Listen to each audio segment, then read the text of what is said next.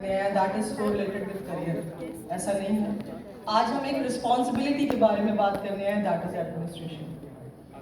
आपको लगेगा कि वाई वी चूज एडमिनिस्ट्रेशन, हम एडमिनिस्ट्रेशन ही क्यों चूज करें जबकि कॉर्पोरेट सेक्टर में हमारे पास बहुत सारा स्कोप है, बहुत अच्छा सैलरी पैकेज है, एक अच्छी लग्जरी लाइफ है और अब्रॉड ट्रैवलिंग है।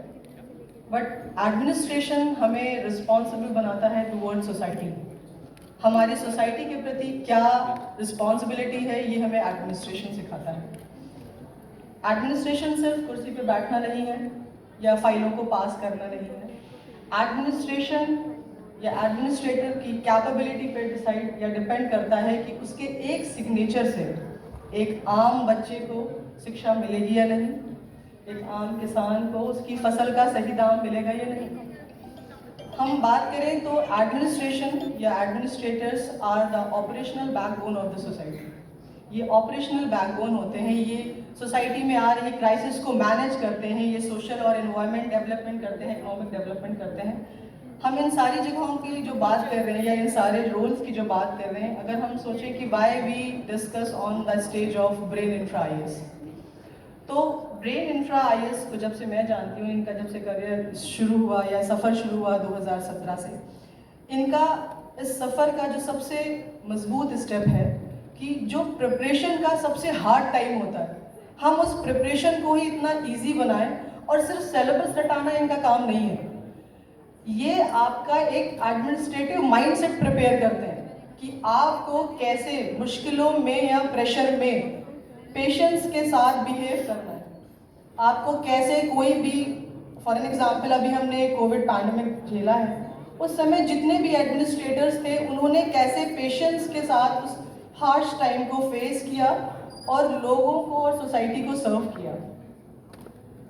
ब्रेन इंफ्रा इस चीज़ के लिए स्पेशली प्रिपरेशन कराती है कि आप अपना माइंडसेट एक एडमिनिस्ट्रेटिव का रखें। प्रिपरेशन के दौरान बहुत सारे टॉपिक्स को हम फोकस करते हैं, बट आई थॉट जो मैंने ऑब्जर्व किया, हम 3 चीज़ों पे ज़्यादा फोकस करते हैं, दैट इज़ विजन। हमारा विजन क्या होना चाहिए? क्या ये होना चाहिए कि to be a civil servant only? क्या ये नहीं होना चाहिए कि what changes can I bring toward society? हम सोसाइटी में क्या चेंज ला सकते हैं? ये विजन ब्रेन इंफ्रा आईएएस आपको देता है। दूसरा होता है कंसिस्टेंसी।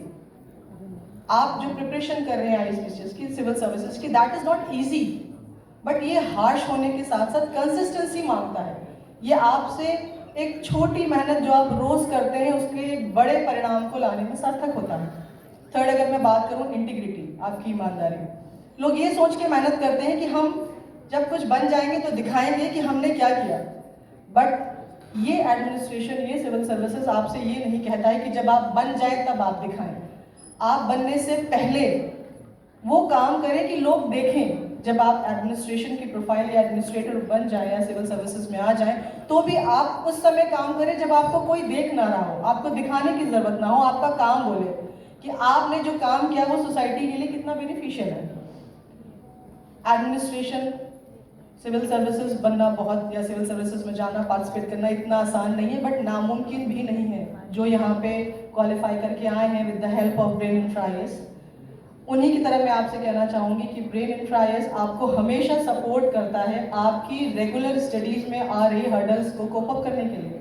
आपको किन प्रॉब्लम्स को सपोर्ट चाहिए, brain infra IAS is there. आपका टीचिंग मेथोडोलॉजी बहुत अच्छा है, आप सिर्फ सिलेबस का रेक्टिफिकेशन नहीं कराते हैं, आप 1-to-1 आप काउंटर्स करते हैं बच्चों को जो प्रॉब्लम्स आ रही होती हैं मैथड्स में, टीचिंग सिलेबस में या आपके रिटन टेस्ट में, they are always available with you. मैं इसी के साथ कहना चाहूँगी कि आप सब आएँ, जुड़े ब्रेन इंफ्रा आईएएस के साथ और देश का निर्माण करने में योगदान दीजिए। धन्यवाद। जय हिंद, जय भारत।